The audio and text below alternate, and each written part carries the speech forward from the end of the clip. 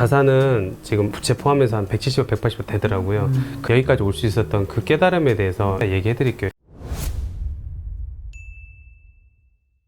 저는 이제 기초수급자를 한 15년 동안 살았던 것 같아요. 혈우병 환자고요. 진짜 피가 나면 안 멈춥니다. 되게 소심했고 의기소침했고 내성적이었고 비관적이었고 부정적이었고 세상을 그렇게 비판적으로 볼 수가 없었어요.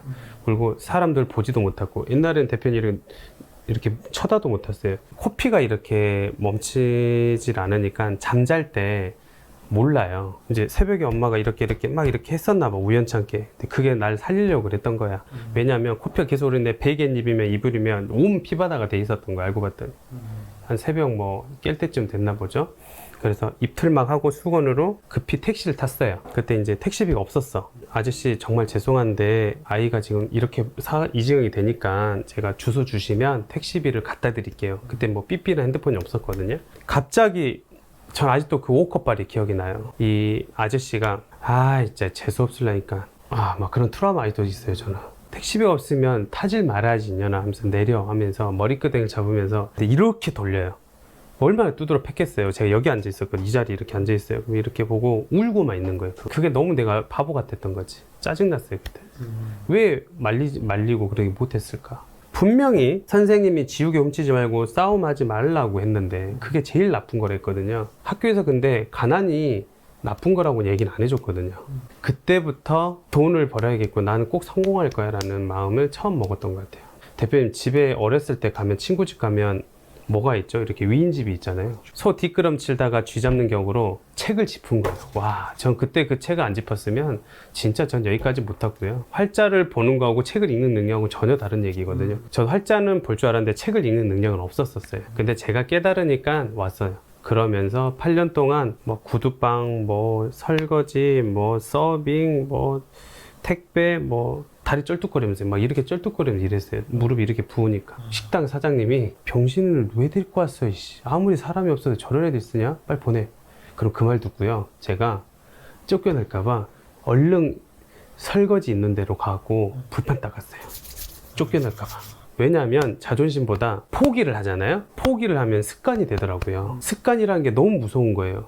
좀만 하다가 그거 금방 또 다른 일 하면 되지. 그거 커피 플랫폼 만들면 안 되면 좀만 포기하면 되지. 유튜버 좀 하면 하지마, 포기해도 돼. 창업 좀 하다가 하지마. 이 악습관들이 계속 들어오거든요. 그래서 이 포기도 습관이 계속 제가 된다는 걸 알았어요.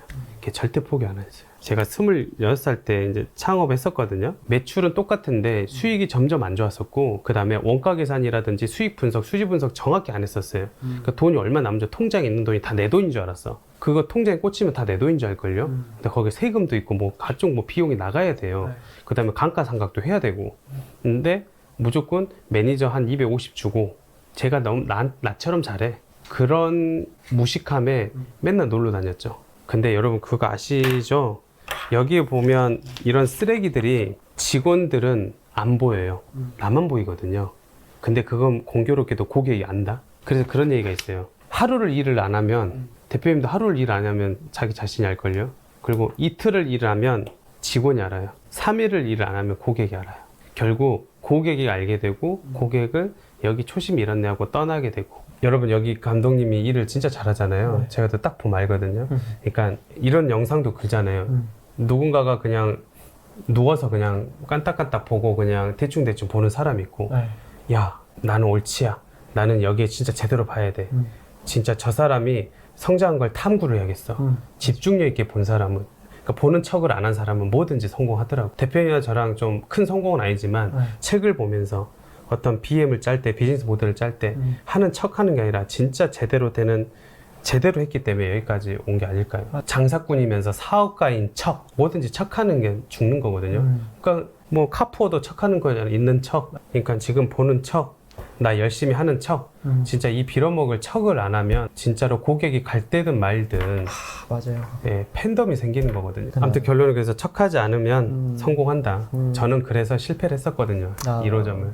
저는 그래 책 보면 성공한다 얘기하거든요. 근데 요즘은 이렇게 얘기 안 해요. 실천하라고 얘기해요. 진짜 책 저 뒤지게 봤는데 성공 안 하는데 책만 보는 거야. 그러니까 아시죠? 책만 보는 거야. 대표님이랑 저랑 책만 봤으면 둘이 이러고 어떻게 했냐고. 그렇죠. 아직도 둘이 도서관에서 둘이 라면 끓여 먹으면서 있었을 거예요. 맞아요. 진짜로요. 네. 그걸 실행하고 네.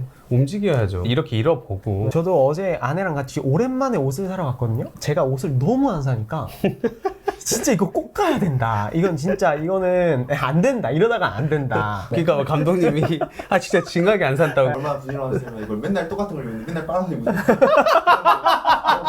이거 진짜 웃긴데? 빠라를 입은데. 여러 티스 토크 얘기해주세요. 아, 이제 칭찬 토크입니다.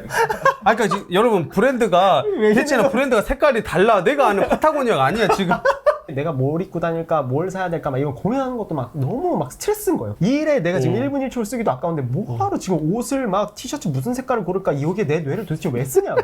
그런데 오늘 이제 서점에 가서 어제 옷 산 것만큼 책을 샀어요. 책을 사는 거는 진짜 돈이 하나도 안 아까워요. 구독자분들도 이렇게 책을 읽었으면 좋겠다는 생각이 들어요. 저도 여기까지 오는 게 책 아니었으면 여기까지 못 왔잖아요. 이건희 회장을 1000억 있어도 만날 수 있어요? 그 사람의 희노애락, 우여곡절을 단돈 몇천 원으로 그 사람의 사상, 철학, 이념, 노하우 그런 것들, 철학들을 밤잠 안 자고 썼을 거란 말이에요.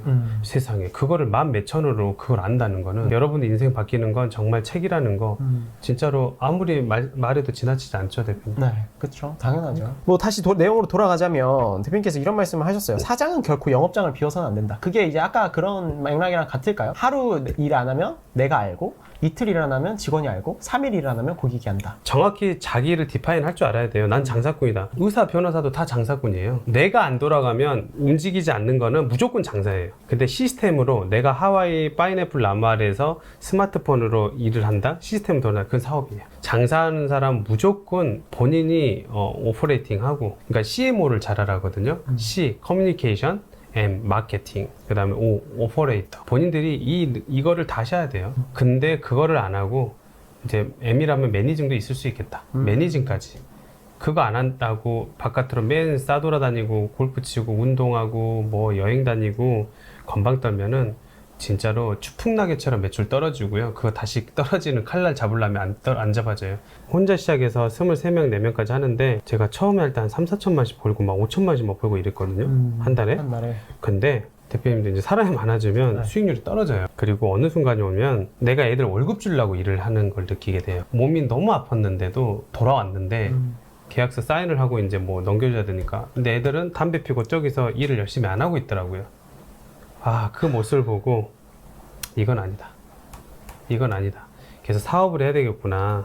그러면서 타르타르를 만들게 됐죠. 네. 그리고 그때는 이제 자영업으로 계속 성장하시고 마케팅 회사를 창업하셔서 그 규모까지 가지신 거죠? 그쵸. 네. 그때는 그러면서 자영업을 빼고 네. 이제 마케팅 마케팅만. 회사를 했죠. 저는 마케팅의 맞자도 몰라요. 네.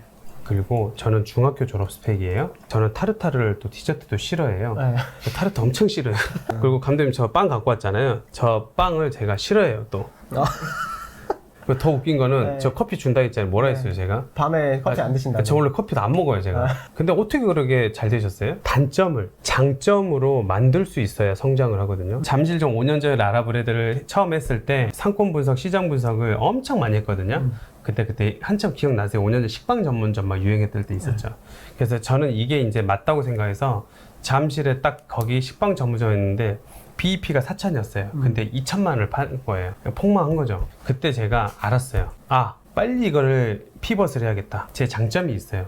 단점을 장점으로 만들어진 거예요. 장점이 있었던 게 아니라. 묻자 그러면. 식빵 사세요, 빵 사세요 하면서 일다유인을 해갖고 거기서 데리고 들어와갖고 계속 인터뷰를 했어요. 어머니 몇 가지만 여쭤봐도 돼요? 어머니 제 꼭 성공해야 돼요. 저 빚이 지금 3억입니다. 도와주세요. 그래 뭘 아니 한 3가지만 질문 드릴게요. 어머니 여기가 지금 솔직히 장사 안 돼요. 어머니 왜 안 될까요? 그래서 같이 토론을 막 해요. 나는 이게 빵이 몇 가지 없어. 내가 봐도 빵이 나 보고 나갈 것 같은데 막 이런 식으로 말을 하는 거예요. 얘기를 해줘 이제. 그래서 이제 서로 스킨십이 이제 됐다 보니까 이제 인간적으로 얘기를 해주는 거예요. 왜냐면 고객들은 불평불만 얘기 안 하거든요. 옳지 여러분들이 뭐 마음에 안 든 거나 팬덤이 있으니까 얘기해 주지 안 오면 그만이지. 맞아요. 우리나라 사람 어드바이스 엄청 싫어하거든요. 그래서 결론은 제가 친해져 갖고 다 꼬셔 갖고 다 물어봐서 얘기해.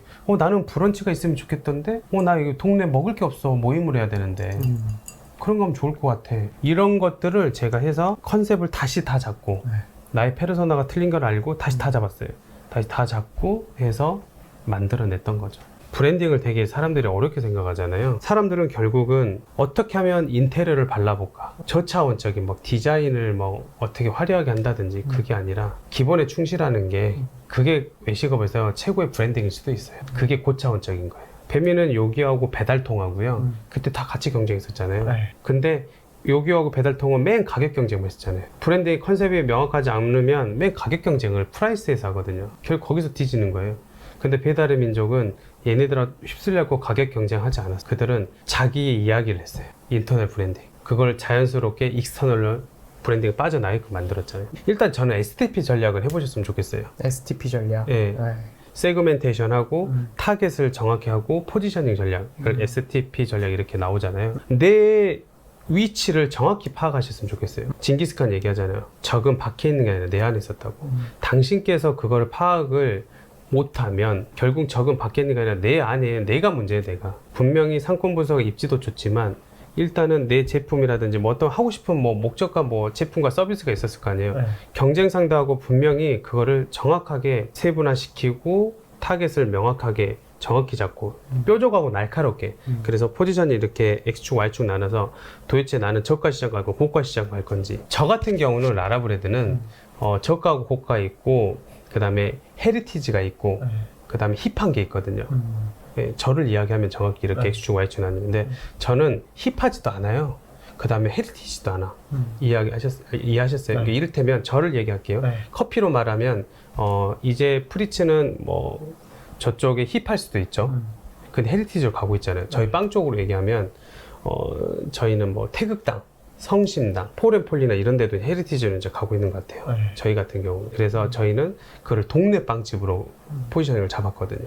왜냐하면 또 힙하고 그럼 또 헤리티지로 어중간에 가면 네. 내가 또 똑같이 막 레트로 막 프리치처럼 막 하고 막 자기 포지셔닝을 딱 틈새를 잘 들어가야 될 것 같아요. 그렇게 되면 이제 어떻게 하냐면 그래서 슬로건을 정확히 만드는 건 좋아요. 그 슬로건이 본인의 페르소나잖아요. 제가 당시에 타르타르가 터졌던 거는 뭐였냐면 저는 슬로건이 꽃보다 아름답다였어요. 그러니까 저희가 디저트 제품이다 보니까 모든 제품을 꽃보다 아름답게 만들었어요. 토마토를 타르트를 올리더라도 예쁘게 올렸어요. 딸기를 하나를 꽂으라 대충 꽂는 게 아니라 정말 예쁘게 꽂거든요. 딸기 타르트도. 그래서 이 슬로건 따라 다 가거든요. 정체성이. 요즘은 이제 너무 인터넷이 발달돼서 순고라든지 크몽이라든지 이런 데서 저리로 해서 그러니까 CI, BI 만들어주고 슬로건 해주라. 모든 기업, 모든 이런 자영업자들 오래가는 사람들의 대박들의 비밀은 일관성을 유지하거든요. 이 일관성을 계속 유지해야 돼요. 그러니까 이 컨셉이 없으니까 뭐가 좋으면 이거 갖다 놓고 저거 갖다 놓고 매장에 막 잡동사리 막 놓은 사람도 있잖아요. 이 컨셉이 없으니까 이렇게 되는 거예요. 그래서 저는 어디 카페나 어디 가면 딱 보면 알아요. 어르신들이 하는 곳이다. 돈만 있어서 했네. 왜냐면 막 좋은 거 다 갖다 놓거든요. 컨셉이 제일 중요해요. 그래서 브랜딩은 사랑받는 거라고 하잖아요. 그러니까 마케팅은 사게 하는 거예요. 팔게 하는 게 아니라. 이게 중요한 메시지예요. 사게 해야 된다, 여러분. 그러니까 이 브랜딩이 안 되니까 억지로 막 계속 팔려고 하는 거예요. 막 제품이고 뭐고 막 해서. 그러다 옆에 경쟁사도 온다? 그럼 가격 떨치는 거예요, 이제 막. 쫄려갖고. 근데 배민처럼 돼야죠. 내가 하고 싶은 얘기를 계속 하는 거예요. 자기가 뭘 부족한지를 알아야 돼요. 그래야 뾰족하고 날카롭게 될 수 있어요. 아까 대표님 말대로. 내가 디자인이 부족해? 그러면 그만큼 좀 비용을 들더라도 써서 이 사람과 같이 고민을 해서 하면 좋을 것 같아요. 그러니까 이 단점들을 계속 부족한 걸 보완을 해야. 근데 대부분 빈자, 부자들 말고 빈자들은 이걸 보완을 안 하고 대충 한척하고 넘어가 버리는 거죠. 그래서 야나이 다다시 그 유니콜 회장이 정말 대단한 게 그래서 남들 내복이라 할 때 히트텍이라는 게 나왔거든요. 그래서 대박 난 거예요. 그때도 남들 다 내복이라 했으면 그 사람 안 팔렸어요. 근데 그건 어떻게 했냐면 그 사람이 얘기했던 말 중에 실행하라. 그 다음에 실패해. 실패한 뒤에 뒤 돌아가서 계속 수정 보완하고 뒤에 돌아가서 막 수정 보완하고 다시 돌아와라. 그리고 승리하라. 그러거든.